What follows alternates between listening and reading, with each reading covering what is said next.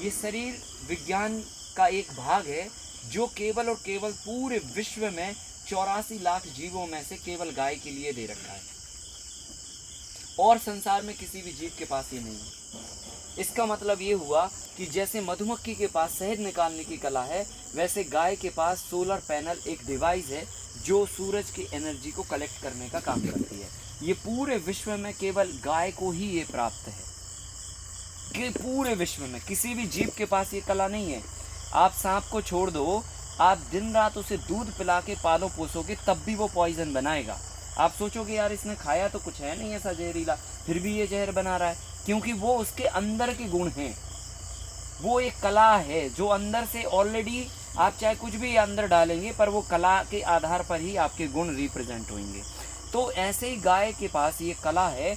और आज संसार में जैसे हम सभी लोग जानते हैं कि आज हमने सोलर पैनल प्लेट बना दी, तो सोलर पैनल प्लेट बनाई है तो इसका मतलब ये है कि हमने सूरज के रोशनी का इस्तेमाल करते हुए उसको करंट में तब्दील किया।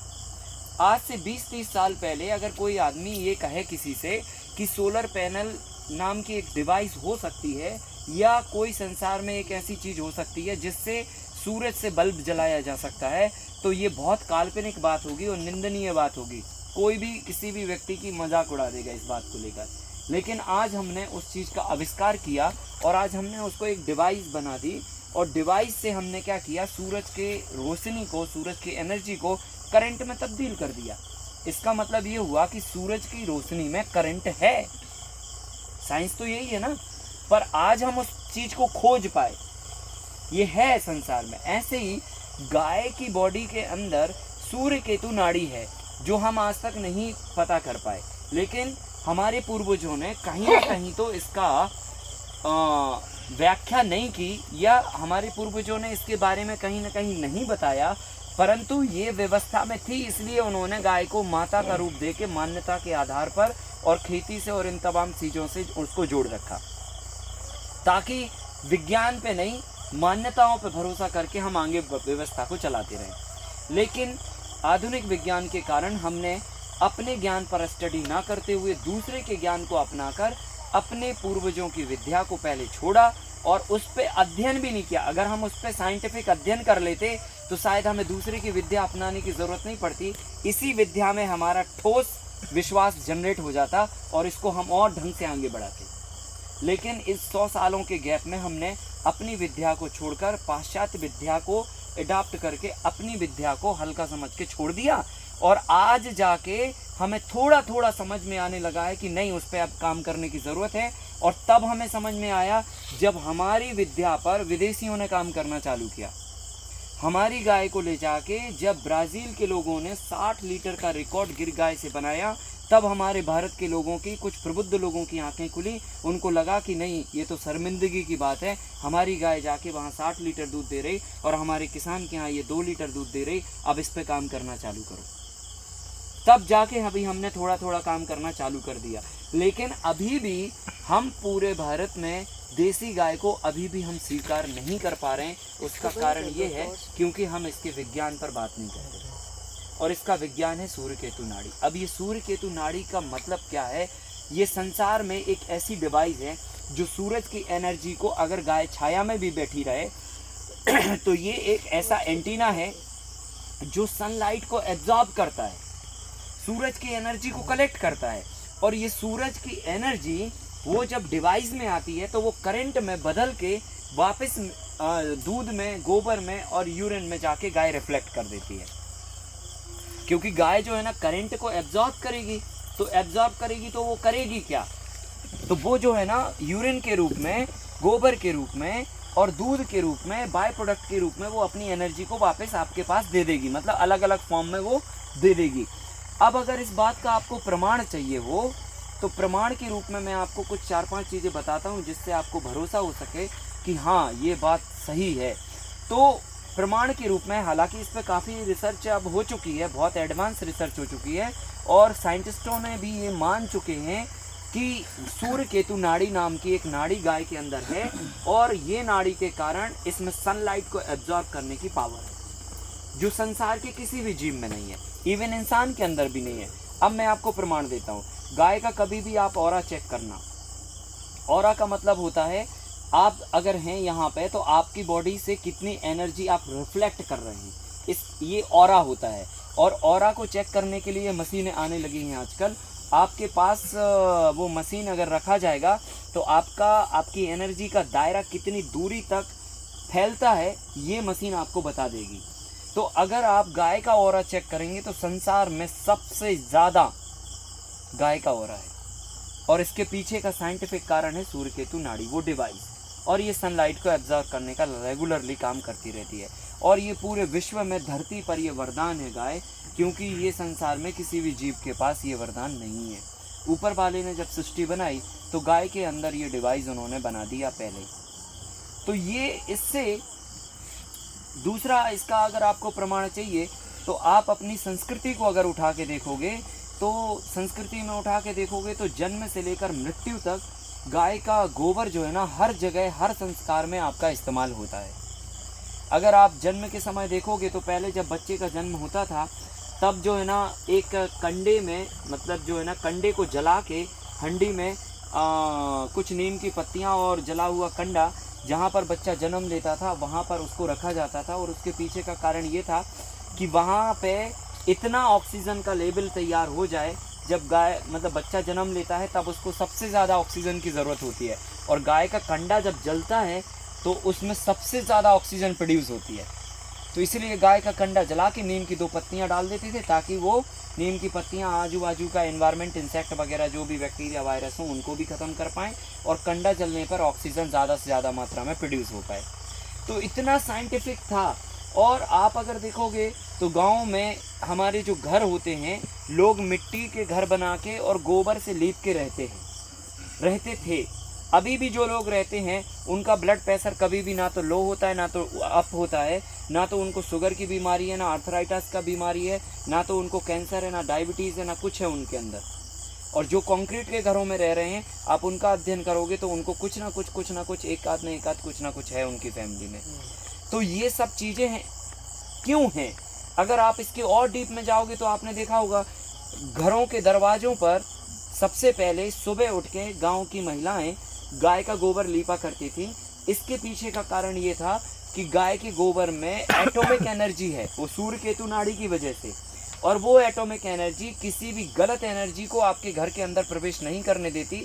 इसलिए गाय के गोबर को ज़मीन पर दरवाजे पर लीपा जाता था ताकि कोई भी दिन भर आना जाना हो, चप्पलों से आ रहा, जूते से आ रहा है तो वो यहाँ से, जैसे आज हमने क्या लगा दिए, बड़े बड़े ऑफिस में कोरोना के दौरान सैनिटाइज़र लगे हुए थे, है ना। जब हम जाते थे तो अपने आप को पूरा सैनिटाइज करके जाते थे कि हमारी बॉडी के अंदर अगर कोई बैक्टीरिया वायरस हैं तो वो डिटेक्ट हो जाएं। तो ये हमारी पुरातन सभ्यता और संस्कृति के सैनिटाइज़र हैं। आप दरवाजे पर इनको लेप कर दो, कोई भी गलत एनर्जी आपके घर के अंदर प्रवेश नहीं कर सकती, कोई भी बैक्टीरिया वायरल घर के अंदर प्रवेश नहीं कर सकता। ये एकदम सटीक एग्जाम्पल है। इसमें आपको अभी बहुत डीप में जाने की ज़रूरत नहीं है, अभी मैं रिसर्च एविडेंस पे बात करता हूँ। इसके बाद आप जाके देखोगे आपके वैवाहिक कार्यक्रम होते थे, वैवाहिक कार्यक्रमों में भी आपके मंडप में गोबर से लीपा जाता था और गोबर के गणेश बिठा के आपका पूजन संपन्न किया जाता था। इसके पीछे का साइंटिफिक रीज़न ये था, गाय का गोबर आप गणेश बना के अगर मंडप में बिठा दोगे तो उससे क्या होगा कि पॉजिटिव एनर्जी रिफ्लेक्ट होगी और कोई भी नेगेटिव एनर्जी आपके वैवाहिक कार्यक्रम में बाधा नहीं पैदा करेगी। ये इतना साइंटिफिक कारण था उसका। अब इसी बात को लेकर ब्राज़ील वालों ने क्या किया कि रिसर्च पे लेके गए और उन्होंने एक रिपोर्ट जाहिर की। अभी 2019 की रिपोर्ट है, आप गूगल करके देख लेना। उन्होंने क्या किया कि 1000 ऐसी महिलाओं को लिया जो गर्भवती थी और उनको लगातार 9 महीने तक गोबर की थेरेपी दी उन्होंने। मतलब उनको गोबर के पेट पर उनको गोबर का लेप 9 महीने तक रेगुलरली कराया। और उन्होंने डाटा बनाया कि जिन महिलाओं को हमने ये एक्सपेरिमेंट कराया उनकी नॉर्मल डिलीवरी हुई और उनके बच्चे कोई भी तो किसी भी बीमारी को लेकर पैदा नहीं हुए और ना ही किसी भी तरह से उनके मेंटल डिसऑर्डर्स आए। लेकिन अगर 1000 महिलाओं पे उन्होंने एक्सपेरिमेंट किया और 1000 कोई भी ऐसी महिला को आप ले लीजिए जिनके अंदर मतलब ये सब ट्रीटमेंट नहीं किया गया, तो उनकी डिलीवरी किसी ना किसी बुरी परिस्थिति में हुई, किसी ना किसी के ऑब्जर्वेशन में हुई, नॉर्मल नहीं हुई, सृजनीय हुआ, या तो उनको कोई ना कोई मेंटल डिसऑर्डर्स हुआ, या शारीरिक रूप से बच्चा कमज़ोर हुआ, या कुछ ना कुछ तो एक ना एक प्रॉब्लम लेके हुआ।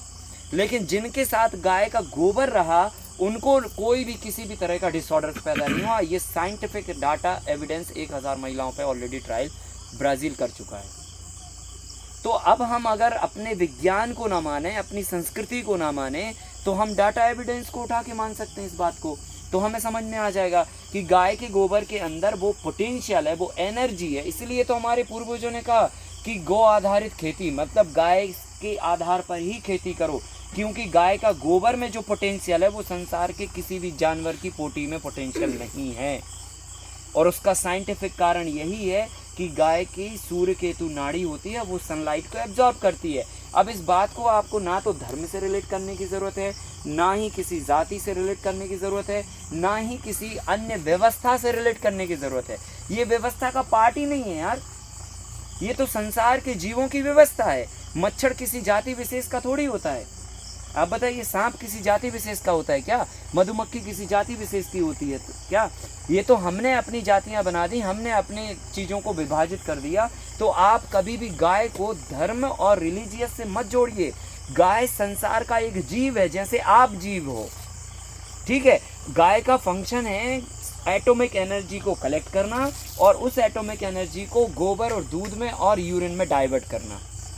अब अगर और आपको इसके एविडेंस चाहिए, जो आज आधुनिक विज्ञान इस बात को माने, तो आप टाटा मेमोरियल हॉस्पिटल में जाएंगे तो आप जो प्राइमरी लेवल का जिसी को कैंसर डिटेक्ट होता है, तो डॉक्टर ये बोलते हैं कि आपको कीमो की ज़रूरत नहीं है, आप केवल गाय का यूरिन पीजिए और आप स्वस्थ हो जाएंगे।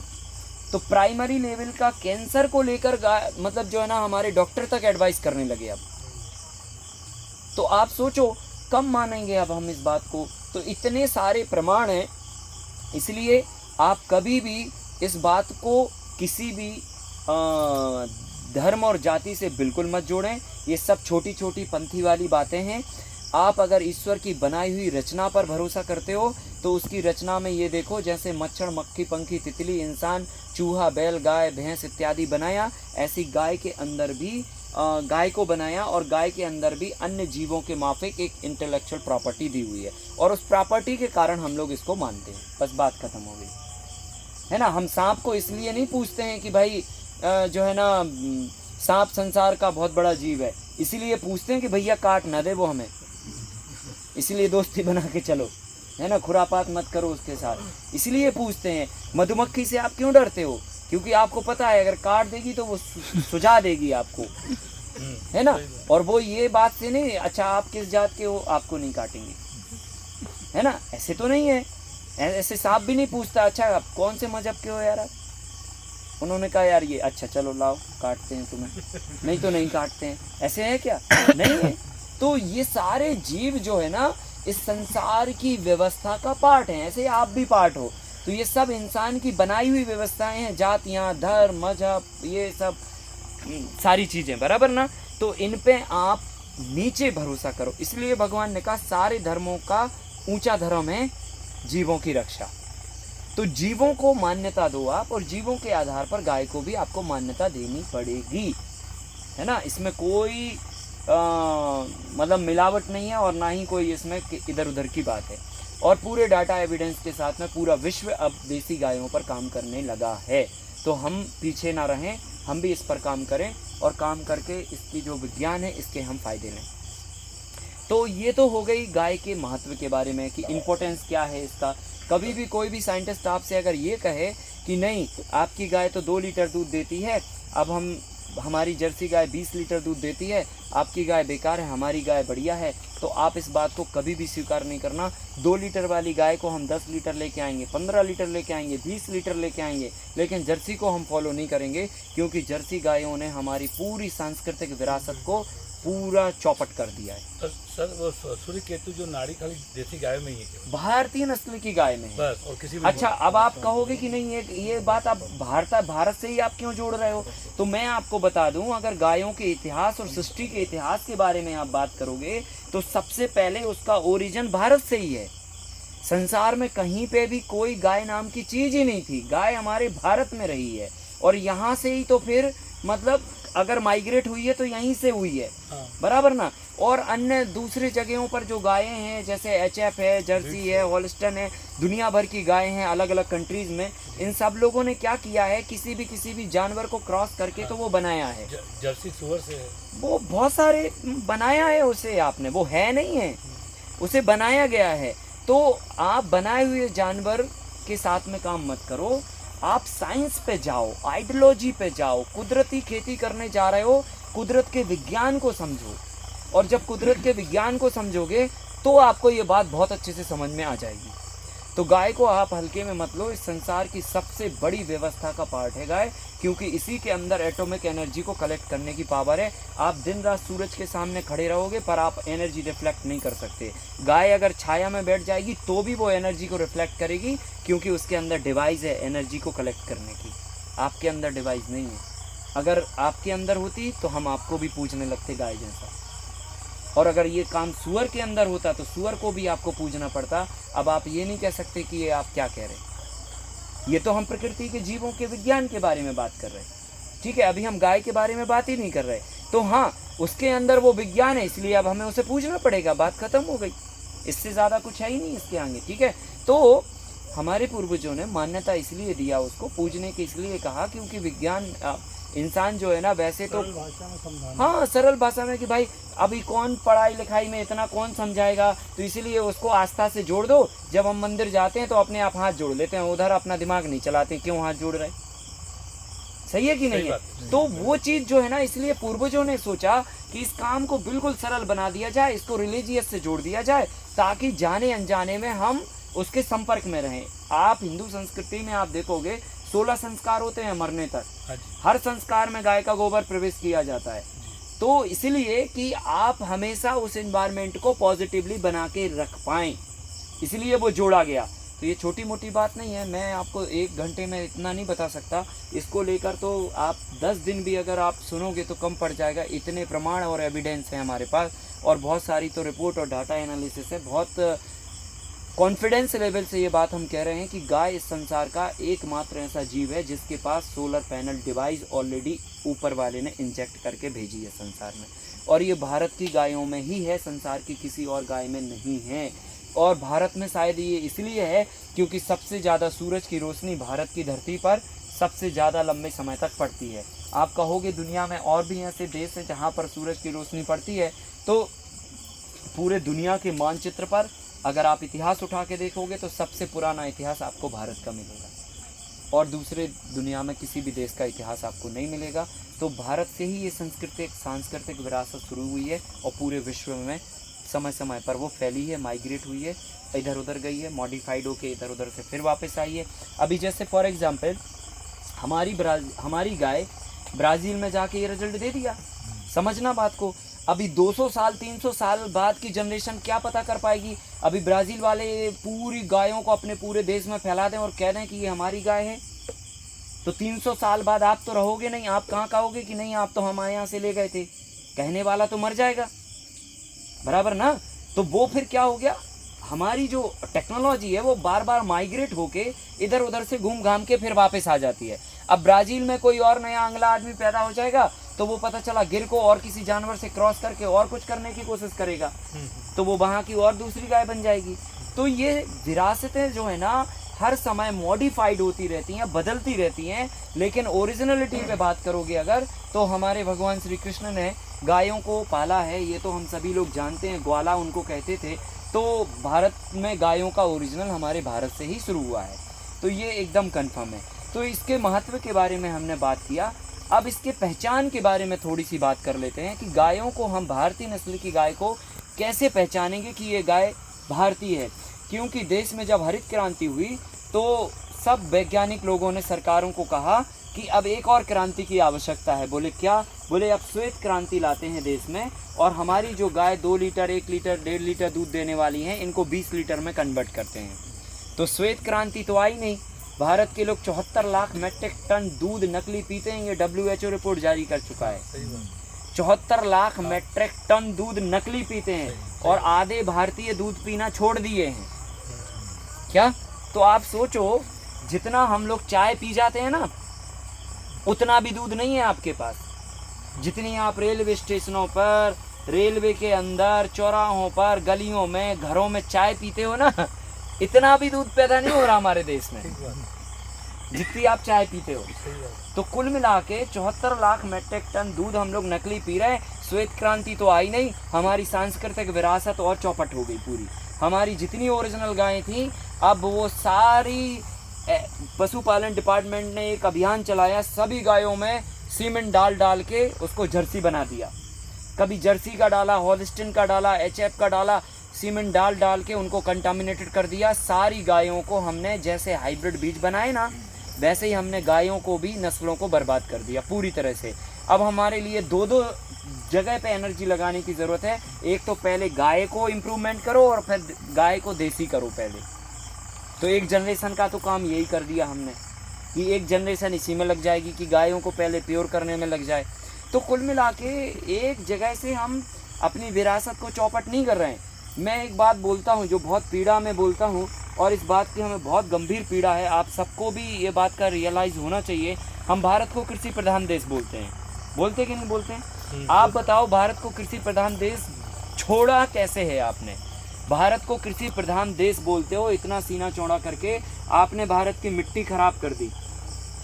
जिस मिट्टी में सोना होता था, हमारे देश में कहा जाता था सोना उगलने वाली मिट्टी हमारी कंट्री में, और वाकई में उगलने वाली थी और है। लेकिन इस मिट्टी पे इतना जहर डाला, सबसे ज़्यादा हमारी भारत वर्ष की भूमि पर जहर डाला। मिट्टी हमने ख़राब कर दी। मिट्टी के चलते हमने पानी ख़राब कर दिया, जल स्तर पूरा हमने उतार दिया नीचे। कई ज़िले ऐसे कर दिए जिनके पास बिल्कुल पानी नहीं बचा। फिर जाके हमने पूरा इन्वायरमेंट दूषित कर दिया, बायोडाइवर्सिटी डैमेज कर दी। फिर हमने जाके अपने सारे बीज कंटामिनेटेड कर दिए। हमने रीढ़ की हड्डी गायों को कंटामिनेटेड कर दिया, और हमारे किसान को भी आपने माइग्रेट कर दिया। आधे से ज़्यादा भारत के किसान माइग्रेट हो चुके हैं, और आधे से ज़्यादा आबादी जो है ना, शहर आके अपने बच्चों को खेती से पूरी तरह से उन्होंने हटा दिया है। अब यंग जनरेशन जो किसान के बच्चे हैं वो वापस से तो खेती नहीं कर रहे हैं, तो खेती के लेवल पे भी माइग्रेट कर दिया और कला के लेवल पर भी माइग्रेट हो गया। भारत कृषि प्रधान देश है, लेकिन आज गांव में कला नहीं बची खेती करने की। ट्रैक्टर घुसा दिए आपने, हर चीज़ जगह तो टेक्नोलॉजी घुसा दी, और ऐसी टेक्नोलॉजी जिसमें किसान को इतना निकम्मा बना दिया गया कि अब वो बस हर चीज़ के लिए इंतज़ार करता है, ये हो जाएगा तो हो जाएगा, नहीं होएगा तो छोड़ देंगे, इस तरह से। तो आप किस लेवल पे आने वाले 20-30 साल में भारत को कृषि प्रधान देश कहोगे? आपने बीजों को ख़त्म कर दिया। आपके पास पता है चावल की कितनी वेराइटियाँ थी? 1.25 लाख वेराइटियाँ थी हमारे भारत में। 1.25 लाख ओरिजिनल वेराइटियाँ थी।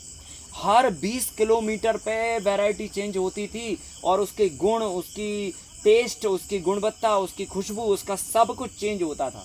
1.25 लाख स्पीसीज थी हमारे पास, और 25,000 थी हमारे पास गेहूं की प्रजातियां। आज बताओ कितनी प्रजातियां आपके पास देसी? गिनती नहीं है आपके पास, 2, 4, 10 गिन दोगे आप ज़्यादा से ज़्यादा।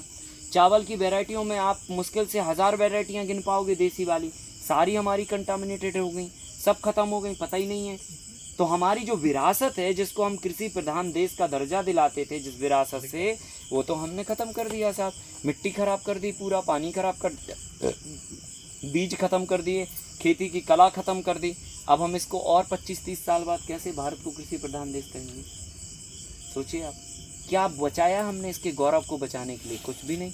तो हमें पहले नंबर गायों को ठीक करना पड़ेगा, और ये बात बहुत गंभीरता से समझना पड़ेगी कि हमारी जो देसी गाय है ना, उसके पास सोलर पैनल डिवाइस है, आपको उसका उपयोग करना है बस।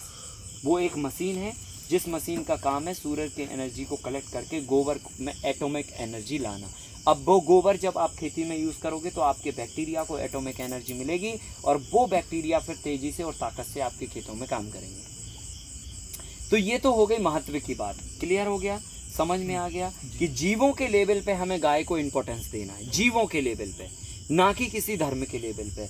वो भी एक जीव है, सांप भी एक जीव है, मधुमक्खी भी एक जीव है, मच्छर भी एक जीव है। जैसे इन सब के पास एक एक कला, ऐसे गाय के पास एक कला है, इसलिए हम उसको मानेंगे भाई, ठीक है। और उस कला की हमें ज़रूरत भी है।